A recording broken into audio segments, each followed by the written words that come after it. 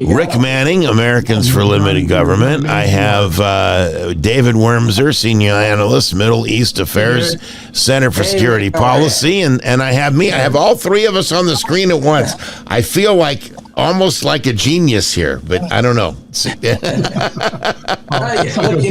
the way, that CNN commentator, she apologized, but she apologized for it was a Hollywood apology. I'm sorry you were offended type apology, rather than actually being contrite for what she said. She hasn't retracted at all. Well, she meant what she said, point, which is that men give rights. She meant what she said.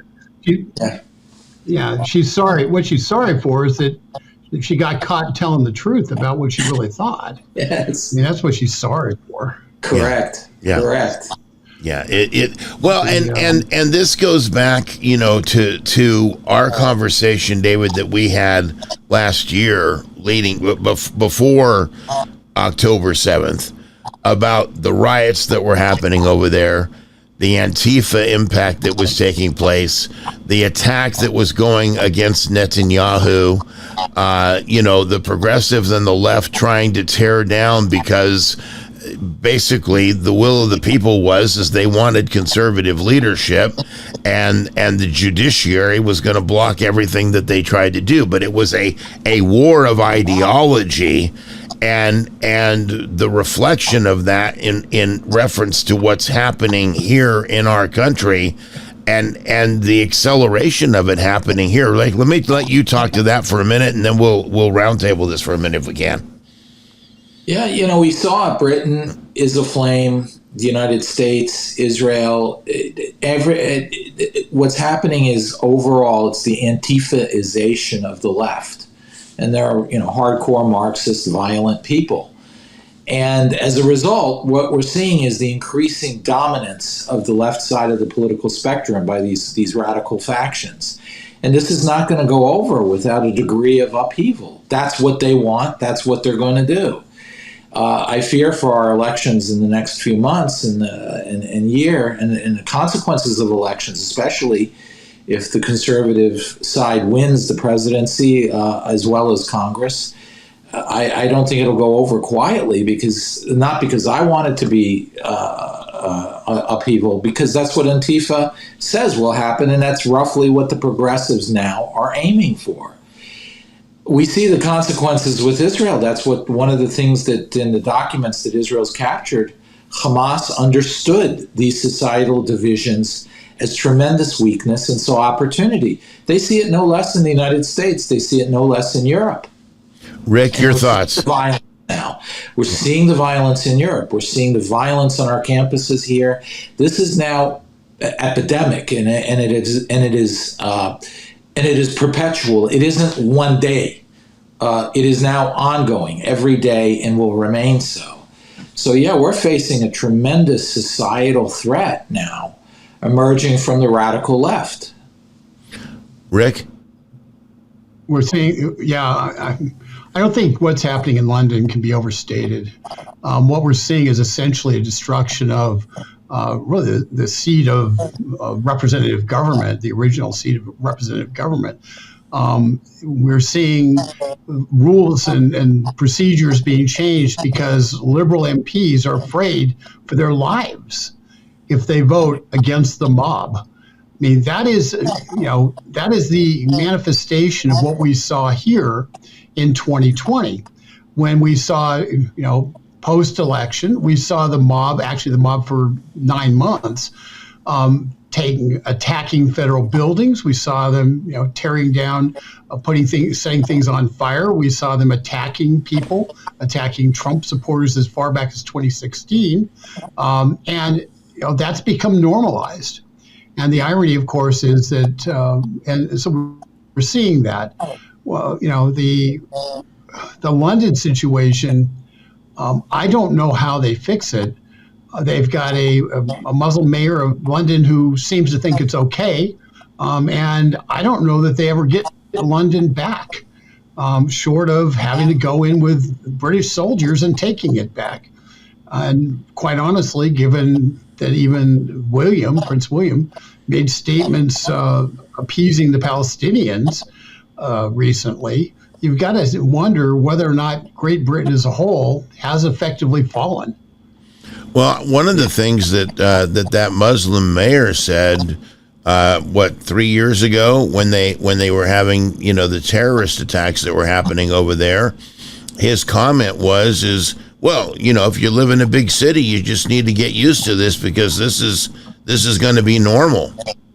And he was not just the normalization of violence has been it's kind of the Ted Wheeler approach to it out in Portland, where, gee whiz, if you just let them burn down enough, it'll all go away.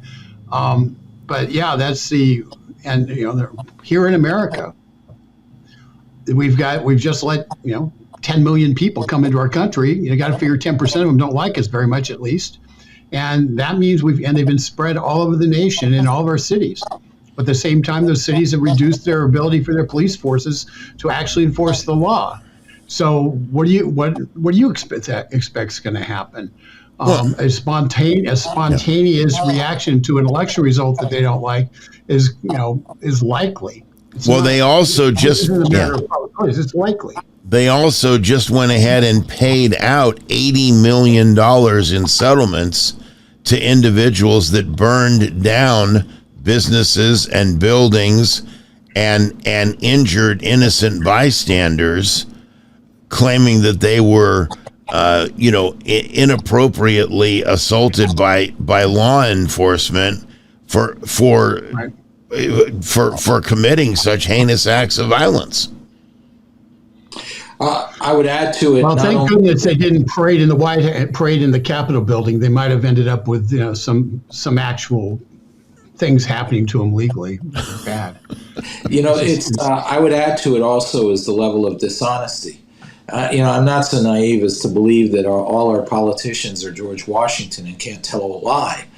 But the level of dishonesty is stunning. I mean, I deal with it on the Middle East stuff.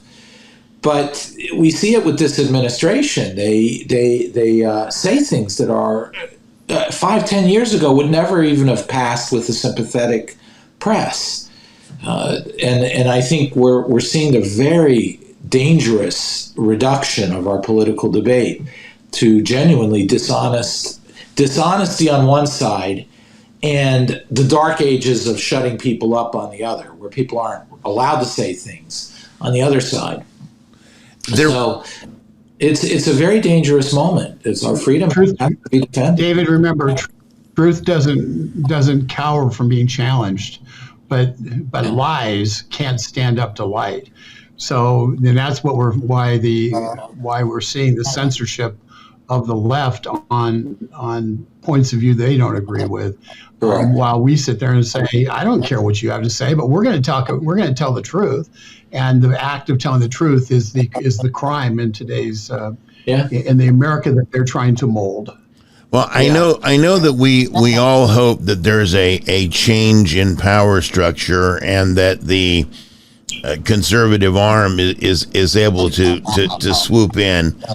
But there's also been, it seems to me, regarding this media issue, and since we're talking about elections for just a second, it seems as though the media has to some degree turned on the Bidens, or at least they had for a couple of weeks, where they weren't buying a lot of what Biden was selling, especially when it came to some of the reports that were coming out that were really not favorable, the document report and things of that nature. Do you guys see the Democrat Party making a candidate shift? Do either of you perceive that as a possibility? I think the likelihood. Go ahead, David. I think the more articles you see criticizing Biden from the left, the more that's something they're trying to do. That's the only reason that they'd attack him. It isn't that they actually believe the policy is wrong or they disagree with him. It's a political move to remove a person that's in the way of a victory, if that's what they decide they need to do. And that would be the suggestion. That the greatest sign that there would be a shift in candidates would be the escalation in the press on the left against Biden, But I think what happened was why it's quieted down the last 2 or 3 weeks a little bit is they're having trouble finding a viable candidate. Gavin Newsom obviously is one of the lead candidates, but I'm not sure he's turning out to be as attractive as they thought he'd be. You heard a lot about Michelle Obama. I'm not sure she wants to run because she's more popular without a spotlight on her every day than when she will be when she actually has to be listened to and seen. I don't know. I think the Democrats do have somewhat of a problem here. So it's the extra convincing the American people is no longer their strong suit. Shutting the American people up, trying to say democracy's failing, trying to bar candidates, etc., seems to be the route they're beginning to take. In other words, to suspend democracy rather than win political debate. Well, if you're suspending democracy, you want to have the person you want in charge. I listen. First of all, I would watch for a different metric. Criticism on MSNBC and the like merely tells people, oh, it's okay to criticize. But this isn't going to be a policy where they go after Biden based on policy or anything like that. They're going to go after Biden based on competence. And the minute you start seeing Saturday Night Live doing Biden is incompetent sketches, you know that he is gone.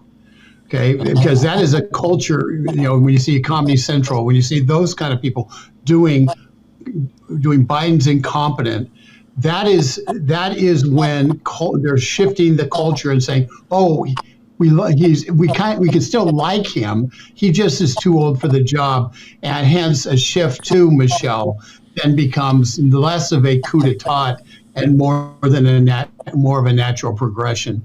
And they're going to do that in August after in their convention, leaving only 2.5 months, about 2 months of discussion about it. You have to guess that a month and a half will be Netflix specials about how wonderful Michelle is, and it's and how Trump's indicted and being tried in D.C. and then Trump's convicted in D.C. where we learned that only about 600 Republican voters in D.C. voted for Trump, and 1,400 of them voted for Nikki Haley. So out of about 2,000 voters, Trump only gets 33%, telling you that his chances with the jury is even worse than we thought, because he doesn't even get all the Republican votes. So it's so that's their strategy. It's not. She won't be subjected. She'll say, "I'm doing the country a favor. I'm stepping in because I love the country," kind of thing. And you never do a coup d'état like that in a way that offends the people who would support Biden. They have to be lovingly brought along to the conclusion that this is the way to proceed to save the country from Trump. So that's what they're going to. That's what I think they're going to do. People always ask, well, what do they do with Kamala? The fact that there's a number of left-wing groups that are now calling for Kagan or Sotomayor, primarily Sotomayor, to retire because she's complaining about not liking the job anymore, and urging her to retire now so Biden can replace her. And who would he replace her with? Kamala. Wow, that would be a disaster. So that would be that's my game. That's what I think they're going to try to do. It's the only thing I can come up with that makes any sense, given what they're doing. By the way, I have one little anecdote to show you who Michelle Obama is after October 7th, the families of the victims of October 7th, the women who were raped, the women's organizations dealing with the rape victims of October 7th, those who are still alive, as well as all those that were killed, as well as the hostages that are women that are held by Hamas, who are, we now know from hostages that have been released, that they're sex slaves, they're being raped every day multiple times. They approached Michelle Obama to say a statement in support of those hostages, some of which are American citizens. And she, to this day, has refused. She will jump on the bandwagon for any good cause and say some moment of support. Right. But genuine people who have been genuinely raped as an act of war and murdered as sex slaves, she won't talk for. Well, I think that speaks to. I want to play a piece for you having to do with this presidential debate, and let me get your feedback on it. Let me play this for us, and let's see if that. I've got to add it. There we go. All right, check this out. I think you're all misreading the electorate. I think that the electorate is not looking for less blood. I think they're looking for more blood. I think that people are more angry about crime than they've ever been before. I think they're more angry about the border, the fentanyl, the sanctuary cities, the boys competing against girls in sports, schools out of control. I think, as I've said before, people are looking for a bigger middle finger this time than they were in 2016. And I think so. No matter how outrageous, you're misreading this. People are angry. And on the other side, you know, you got President Biden, who's losing young voters, who's losing black voters. The polling couldn't be worse. And unlike Barack Obama in 2011, Democrats would have walked over glass for Barack Obama. Democrats today, they say 75%, we wish we had a different candidate. So it matters who you're running against, too. And it also matters what the state of the country's in. And this is a perfect storm.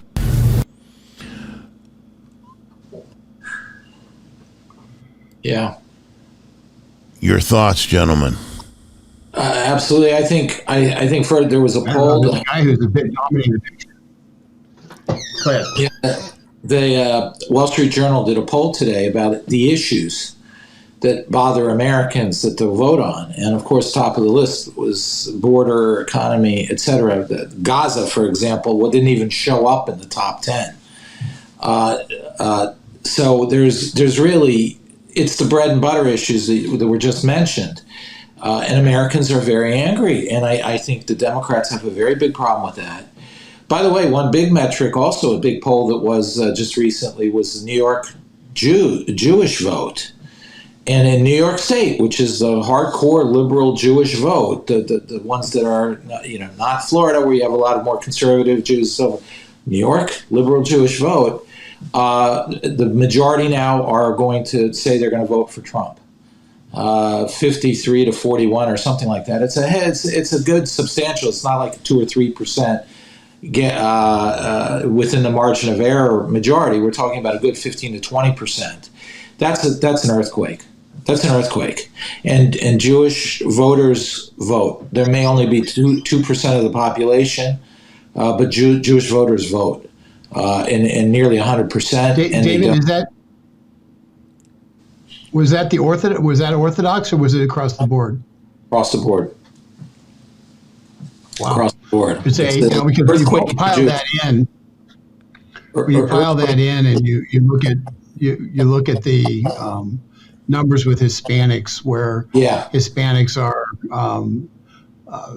pushing towards Trump, and it's not what you would think. It's basically this is a value proposition for them, and that the Republican Party platform Trump's platform, not say Republican Party platform, Trump's platform better reflects what they want and their concern about what's happening in their communities as a result of all this stuff, including illegal immigration. And so it's not that they're saying, gee whiz, I think Trump's going to be better for Hispanics. They're saying, I think Trump's going to be better for my life. You're seeing the same thing with blacks, where it's up 5 or 6%, primarily black males who are saying, we did better when Trump was in. What he does for the economy gives us an economic chance. And so the conversion, the Democrats can't stand a simple thing happening. They're trying to create, bifurcated America, hyphenated America. But when people in those hyphenated categories start looking at themselves as Americans, and we're all in the same boat, and not as hyphens, when they start looking at themselves that way, their entire philosophy, their entire vote gathering philosophy falls apart. It remains to be seen whether those things will hold up. But I have to say that if the Jewish voters in New York State are now looking at Trump as being the more viable candidate, then that is a massive change David, not just because of votes, because Jewish voters disproportionately participate in politics in other ways, and that matters. Money matters, and that just makes it changes a lot of the calculus here. And so the Democratic Party, but the progressive ideologues have also taken over the political structure of the Democratic Party. They convinced everybody, oh, it's Gaza, the youth are leaving, the progressives because of Gaza, in Michigan, etc. In Dearborn, it may have had an effect, but the protest vote turned out to be about the same size as the protest vote against Obama. There's no gain there. Right. And moreover, if you're worried about Michigan, the fact that you've opened up the borders in the South and allowed a lot of cheap illegal labor into the country that will cost hundreds of thousands of blue-collar workers their jobs, that's why he loses the Rust Belt states from Ohio up to Michigan and so forth. I mean, that's where you need I'm more worried about. I'm more worried about how Michigan changed their election laws in the last election and made it so it's far easier to cheat. So in terms of being able to actually win that election, but on the Jewish point, I mean, you look at it, the Democrat Socialists took out Eliot Engel, who was a liberal Jewish member of Congress, longstanding friend of Israel, who was taken out by a Democrat Socialist. And so the liberal Jewish constituencies are being taken off the political map in terms of elected representation. And as that occurs, they have fewer and fewer ties to the Democrat left. And as a result, they have to start looking for where their interests are served. And quite honestly, the Democratic Party is making it clear that they have no problem with students being thrown at, not being able to walk their own campus if they happen to have a yarmulke. Jews tend to live in blue cities. They're urban, more urban than rural. They live in heavily blue cities. Cities are unlivable because of crime and so forth, and they know why. Jews have a very high proportion of sending their kids to college. Being a Jew on a college campus right now is a life-threatening experience in some ways. Wherever you go, the Jewish community now feels deeply threatened by policies coming from the radical left, which are dominating the Democratic Party. And not being, even among those who don't agree with it, they're not saying anything in public. You haven't heard the Biden administration condemn any of these activities on campus that against Jews. You haven't heard them say a word about crime in American cities. So people are voting their lives, not their ethnicity. Well, I agree. Yeah. Let me give us another example of that particular issue, and this has to do with a small community that voted out their entire board because they were bringing in these. Hang on, let me pop it up here. Well, let me play it for you, and it's pretty self-explanatory. But check this out. In a small Michigan township tossed out their entire town board last night. A locksmith was even brought in to change the locks on the ousted officials' former offices late night. They were voted out because they supported a controversial battery plant linked to the Chinese government. It is the latest dramatic chapter in a story News Nation's been covering for the last year. And News Nation's senior national correspondent Brian Enton joins us now from Michigan. You were here last night and said that they were going to change the locks if they managed to kick them all out, and they did. Yeah, they changed the locks, Elizabeth. I think this is almost something Americans all over the country sort of fantasize about, booting out their local government if they don't like them and they're not getting the job done. Well, that's what happened here in Green Charter Township. We're in the town hall. It's very strange because the government is just gone. They all packed up yesterday. This was the supervisor's office. He took his desk, took a bunch of other stuff. It's empty now. The clerk's office down here, Elizabeth, where they do a lot of the town business, is just empty. The new board members are going to move in, get everything going, and they say one of their biggest priorities is stopping that project that's associated with China. So here we have an entity that decided, a local government that decided to sell the people out to China, and the people said, not so fast. And by the way, you're out of here, and now we're changing the locks because you ain't coming back. I think it's brilliant.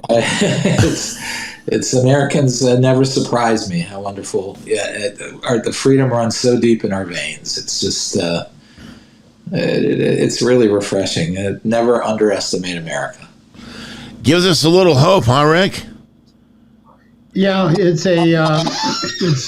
listen, we have, as long as we have a vote and are able to exercise that vote in a fair and free country, in a fair and free way, there's hope. As long as God blesses America, there's hope. It is but it's one of the hardest things to kind of have people, we sit there and we see all the bad, and we talk about the bad that's happening in the world because, people have to be aware of it.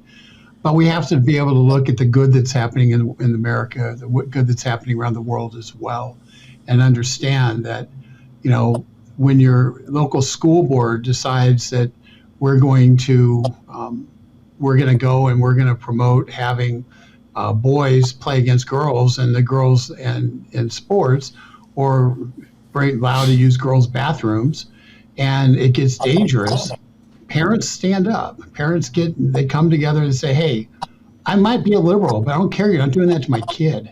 Well, when you things are happening all over this country, every single day, that doesn't get reported, and but when you talk about why Joe Biden's in trouble, he's in trouble because people who normally would say Donald Trump scares me are now saying Joe Biden scares me more.